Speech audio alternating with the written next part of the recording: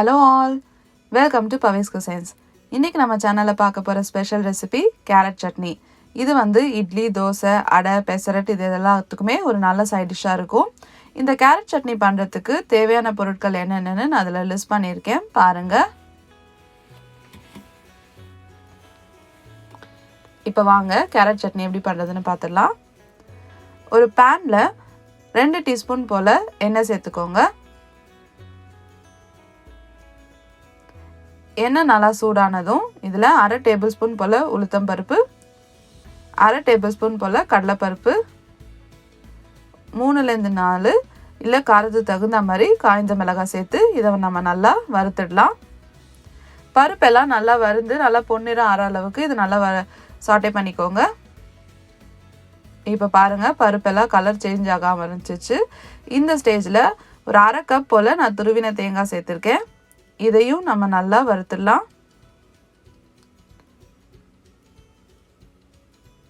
இப்போ தேங்காய் கலர் லைட்டாக சேஞ்ச் ஆக ஆரம்பிச்சிருச்சு. இந்த ஸ்டேஜில் நான் வந்து துருவின கேரட் சேர்த்துருக்கேன். நான் வந்து ஒரு 2லேருந்து 3 நல்லா மீடியம் சைஸ் கேரட்டை இந்த மாதிரி நல்லா துருவி சேர்த்துருக்கேன்.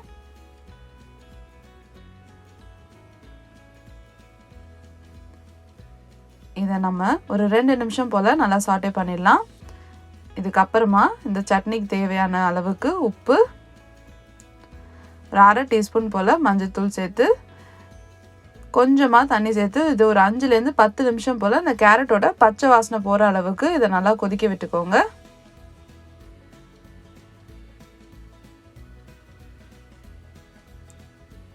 இப்போ ஒரு 10 நிமிஷம் ஆயிடுச்சு. பாருங்கள் கேரட் எல்லாமே நல்லா வதங்கி நல்லா சாஃப்ட் ஆகிடுச்சு.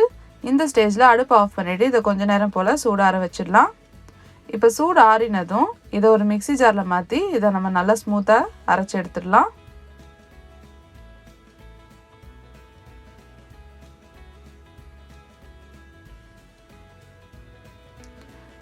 இந்த மாதிரி நல்லா அரைச்சிக்கோங்க. இப்போ ஒரு பாத்திரத்தில் எண்ணெய் சேர்த்து கடுகு, உளுத்தம் பருப்பு, கருவேப்பிலை எல்லாம் தாளித்ததும் நம்ம அரைச்சி வச்சிருக்கிற இந்த கேரட் சட்னியை இதோட சேர்த்து கொஞ்ச நேரம் போல் வதக்கிடலாம். இப்போ இதை நல்லா வதக்கினதும் 2லேருந்து 3 போல் எலுமிச்சை பழ சாறு சேர்த்துக்கலாம்.